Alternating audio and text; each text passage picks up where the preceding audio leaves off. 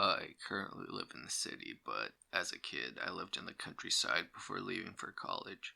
While I was living there, I would have this unusual hobby at night after school. Every night while walking home from school, I would go to a nearby pond to capture frogs and look at them. I didn't do it for a certain purpose, I just wanted to see what the frogs were like up close. I would do this activity with one of my neighborhood friends, Emma. One night, Emma and I were by the pond as I grabbed a large bullfrog out of the water. We were marveling at our discovery, being amazed by its slimy texture and its olive green color. We just stood there, fascinated by the frog in my palm, until we heard footsteps and leaves rustling from the trees nearby. We turned as we heard the sound. The frog hopped out of my grasp. We saw an elderly woman with her back facing away from us, heading deeper into the woods. Being the extremely curious children we were, Emma and I decided to tail the woman. We made sure to keep a distance of at least a yard while following her. Looking back, I was surprised that she didn't notice us as we made a considerable amount of noise, stepping on the cracking leaves. We followed her for some time until she stopped at some sort of small hut made of sticks and straws. Emma and I crept to the side of it to peek through a small crack. I took a look and it was a bizarre sight. I could see the woman better to the light provided by the fire in her shelter. She looked like a stereotypical witch with long white hair and a wrinkly face. She was just standing there. It started to bend over, crying. Feeling extremely uncomfortable by the situation, I backed away from the crack and told Emma that we needed to leave. However, Emma wanted to stay because she wanted to turn to look through the crack. But before she got a chance to, I heard rustling in nearby bushes.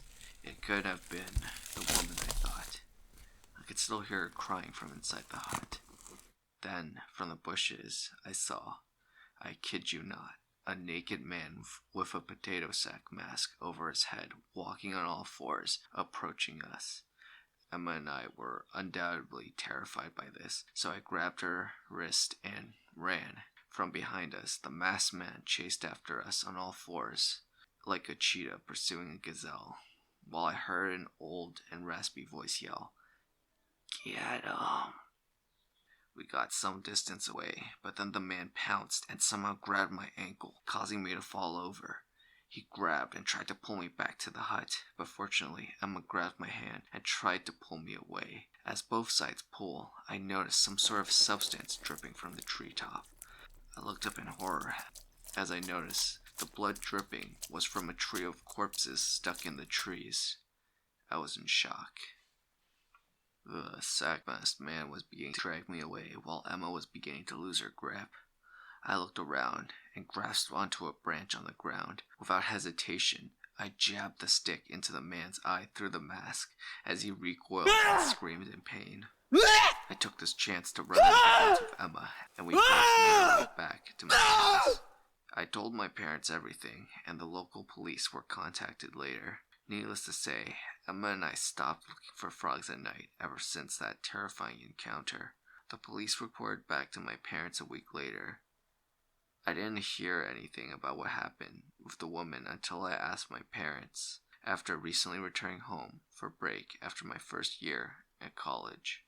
They told me that the police found the woman a week later after they were contacted, along with her husband, who was the man in the potato sack mask. It turned out the couple were both mentally ill individuals who retreated into the woods after the woman's first child had passed away at the age of 1. I found the news quite upsetting, but that wasn't the end of it. The corpses that were on the trees turned out to be missing teens that the couple decided to kill in order to use their blood for some type of ritual, as bizarre symbols in red were written all over the trees behind the hut. The pair were promptly arrested and sent to a mental asylum. The woman hung herself using a belt within a year of being there, while the man died after jumping off the roof of the building within a week of hearing the news of his wife's death. It was all upsetting to hear. Emma and I are still friends to this day, and we went back to the pond to look at the frogs like the old days. I found a bullfrog while we were there, and we were both still fascinated by the creature. After marveling at it, I let go back into the pond, a sign of my final farewell.